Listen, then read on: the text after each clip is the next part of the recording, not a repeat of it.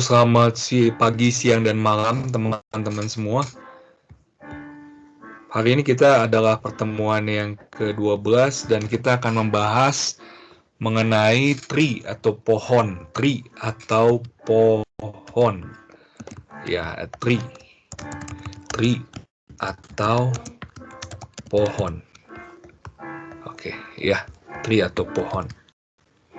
Baik, izinkan saya share screen.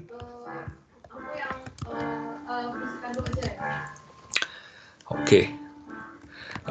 Bahan yang saya ajar ini dari subbab 10.5 buku F. Ya, teman-teman. Oke. Baik. Yang akan kita bahas untuk video bagian pertama ini sampai dengan rooted trees ya, 1-5 kita akan coba bahas. Apa itu tree? Definisinya adalah tree adalah sebuah sirkuit, sebuah graf yang tidak memiliki sirkuit. Ya, sirkuit free bebas dari sirkuit jika dan hanya jika dia tidak punya sirkuit.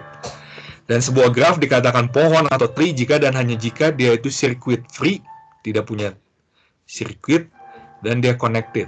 Ya, jadi ini yang pentingnya nih ya. Dia tree jika dan hanya jika dia circuit free dan connected. Oke. Dan tree yang trivial itu yang tidak penting adalah graph. Jadi adalah graph yang hanya terdiri dari satu simpul. Sebuah graph dikatakan forest atau hutan jika dan hanya jika dia circuit free dan dia tidak connected. Mari kita lihat sama-sama contoh-contohnya ya. Ini kita lihat ya, teman-teman bisa lihat bahwa ini yang disebut tadi dengan tree. Ya, dia tidak ada sirkuit. Teman-teman lihat tidak ada sirkuit di sini. Antar sesamanya tidak ada, satu pun tidak ada sirkuit. Sedangkan ini adalah yang dikatakan tadi trivial tree. Dia hanya satu simpul saja. Trivial tree ini. Sedangkan ini adalah tree juga. Ya. Dan ini juga tree. Ya. Itu teman-teman. Ini bukan tree karena ada sirkuit. Ini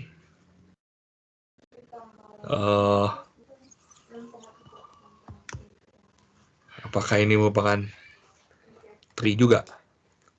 Bukan tree, kenapa? Ini tree bukan, teman-teman? Ya. Teman-teman lihat, ini tree bukan. Tadi definisi tree adalah dia tidak memiliki sirkuit. Ya. Kok ini teman-teman lihat, ini ada sirkuit ya. Jadi dia bukan tree. Ini juga bukan. Ada sirkuit. Ya. Kemudian ini tree, ini juga tree ya. Jadi ini ada dua tree dan ini membentuk forest. Ada membentuk forest ya, teman-teman ya. Membentuk forest. Oke. Ya. Aplikasi tree itu banyak digunakan untuk apa saja? Untuk satu bentuk namanya di pohon keputusan atau decision tree. Ya, jadi ketika kita mau ngambil keputusan, contohnya ini, ketika kita pengen tahu sebuah nilai, ya sebuah nilai, dapat nilai, ambil mata kuliah matematika 120 ya, mata kuliahnya diambil. Oke.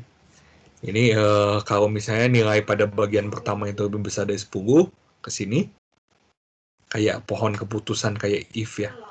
If skor pada part 1 lebih besar dari 10 ke sini.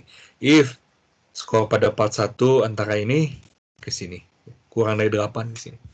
Ya, ini adalah seperti pohon keputusan atau decision tree. Jadi teman-teman bisa lihat kalau nilainya itu 9 untuk bagian ke-1 dan 7 bagian kedua, teman-teman bisa melihat mata kuliah apa yang direkomendasikan. Yang direkomendasikan adalah apa, teman-teman? Adalah matematika 110 ya. Kemudian tree juga kita bisa gunakan untuk membuat parse tree. Parse tree itu bentuknya seperti ini, teman-teman. Nah, ini. Ya, jadi ada pohon, ada kalimat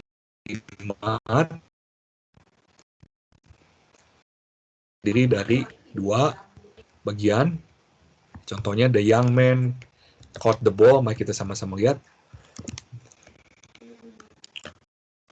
The young man caught the ball. Oke, teman-teman bisa melihat di sini. The young man caught the ball. Ya, dan teman-teman bisa lihat ini yang disebut dengan NP, noun phrase. Ini yang disebut dengan verb phrase, frasa ya. Oke. Ya. Kemudian teman-teman bisa lihat noun phrase ini bisa dibagi lagi menjadi 3. Ya, lihat ini. Lihat teman-teman. Ya. Ada the, dan di sini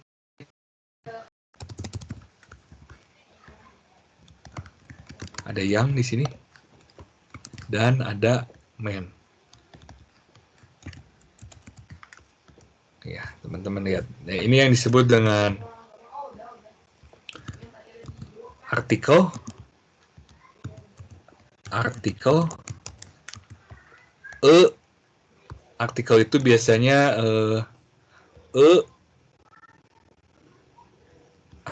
atau an atau the ya, atau the. Yang kita contoh ini adalah the ya. Yang itu adalah adjektif.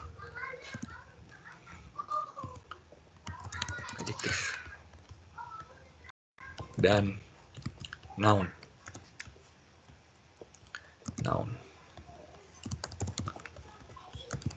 Oke. Itu ya teman-teman ya. Sedangkan verb phrase-nya itu terdiri dari 2 juga, yaitu ada yang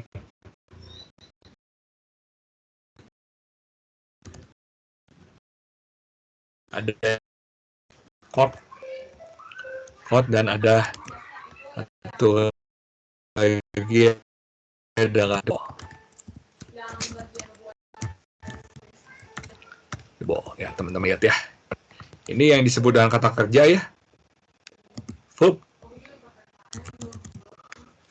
Ya ini verb. Sedangkan ini noun phrase. Ya. Ini noun phrase lagi nih. Dan bisa dibagi 2 lagi teman-teman. Yaitu artikel.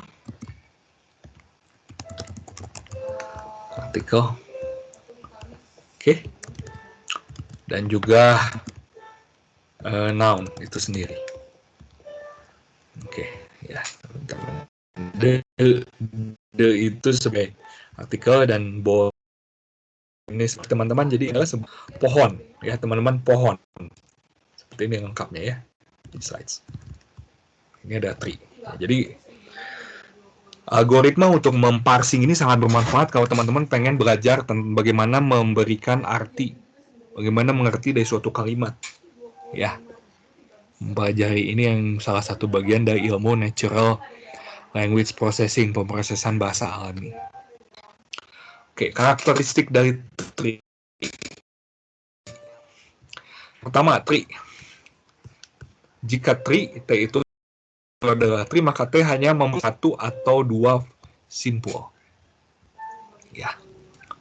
Kalau T-nya itu hanya punya 1 atau 2 simpul, maka setiap simpul ini disebut terminal vertex.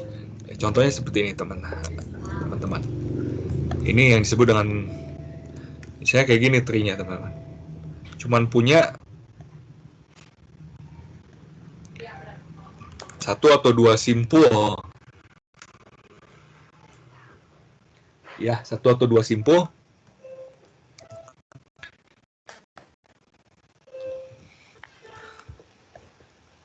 Kayak gini ya, 1 atau 2.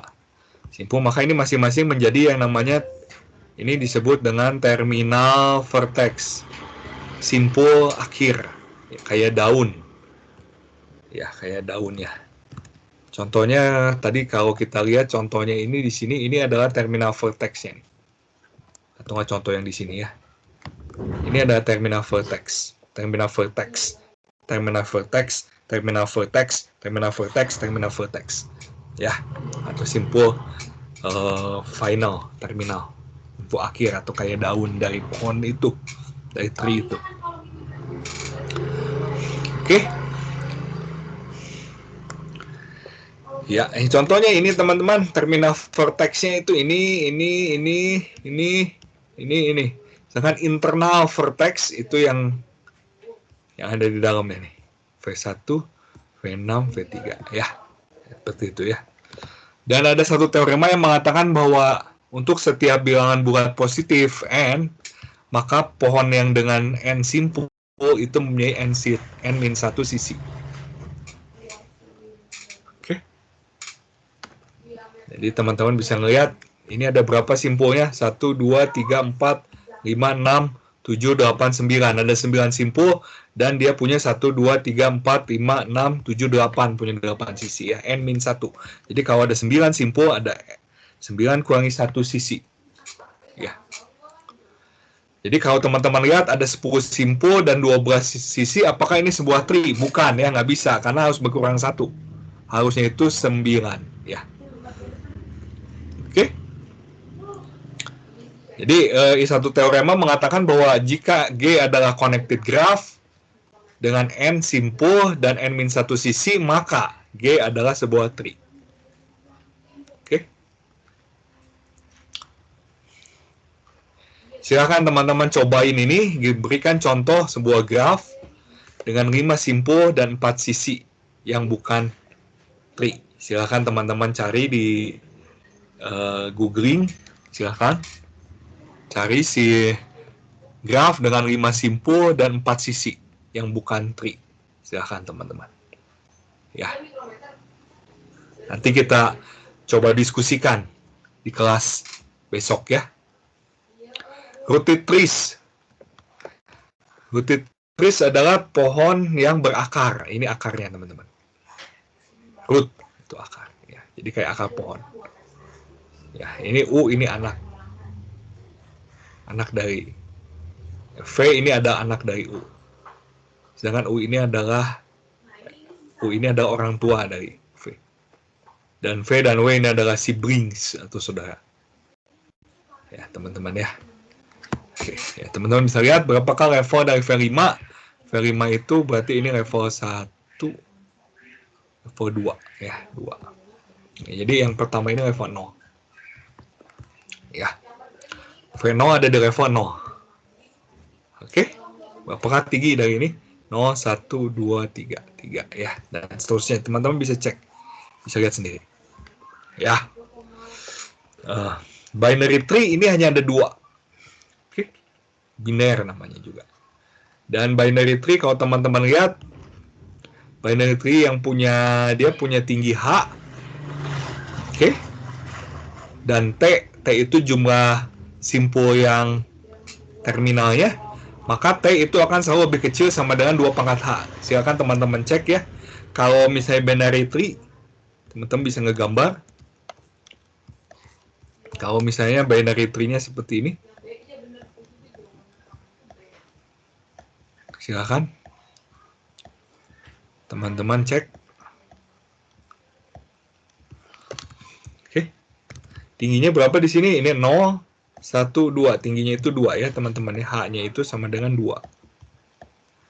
Dan teman-teman bisa lihat bahwa jumlah simpulnya, jumlah ininya nih, simpul yang terminalnya itu adalah 2 pangkat 2 ya. 2 pangkat H. H-nya itu 2. Ya, sama dengan 4 di sini. Ya, dan paling maksimum adalah 2 pangkat 4. 2 pangkat 2 angka 4. Paling maksimum. Ya. Atau kalau di logaritmakan, hubungan ini kalau kita logaritmakan, T lebih kecil sama dengan 2 pangkat H, Maka kalau kita logaritmakan, ini menjadi log T, ya. Ini menjadi H. Log 22, ini akan jadi 1 ya. Jadi log 2T lebih kecil sama dengan H ya. Kayak gitu teman-teman.